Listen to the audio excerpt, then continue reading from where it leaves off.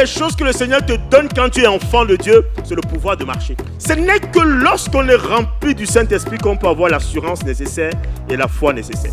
On ne reconnaît un homme ou une femme par rapport à sa capacité à achever ce qu'elle a commencé. Celui qui arrête de marcher a décidé de rétrograder. C'est pourquoi Jésus va dire que je vous ai donné le pouvoir de marcher. À quel niveau de ta vie de méditation, de prière, de louange, d'adoration t'es-tu arrêté?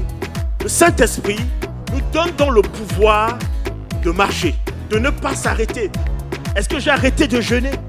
Est-ce que j'ai arrêté de servir le Seigneur? Est-ce que j'ai arrêté d'être auprès de ceux-là qui recherchent Dieu? Est-ce que j'ai arrêté de poursuivre l'idéal de la foi? Ou me suis-je arrêté? Le Saint-Esprit s'investit dans une vie là où il y a la paix. C'est quand on a la paix qu'on peut avancer. C'est quand on a la paix qu'on voit même l'horizon. C'est quand on a la paix qu'on peut se projeter, qu'on peut chercher à réaliser, accomplir. Donc reçois d'abord le Saint-Esprit qui va amener quoi? La paix dans ta vie.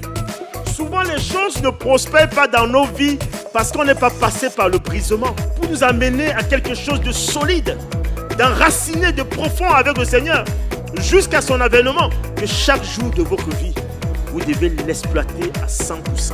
Avec le Seigneur, il n'y a pas de 50% ou de demi-mesure. La femme qui a été visitée par Jésus, qui était courbée, elle allait tous les jours à l'église. Mais elle ne savait pas que ce jour, le Seigneur devait la visiter. Si tu as le Saint-Esprit, tout ce que tu vas toucher va prospérer. Il y a des personnes, lorsqu'ils entrent en contact avec vous, tout ce que vous touchez, ça meurt. Et si tu ne pries pas, si tu n'es pas quelqu'un qui cherche Dieu, si tu n'intercèdes pas, bien aimé, tu vas tomber devant les poisseux et les poisseuses. Le Seigneur a quelque chose pour chacun. Cela passe par notre intimité avec le Saint-Esprit. Bien, on vient de m'humilier, on vient de me virer. Je suis en train de divorcer, Seigneur, je suis dans la joie.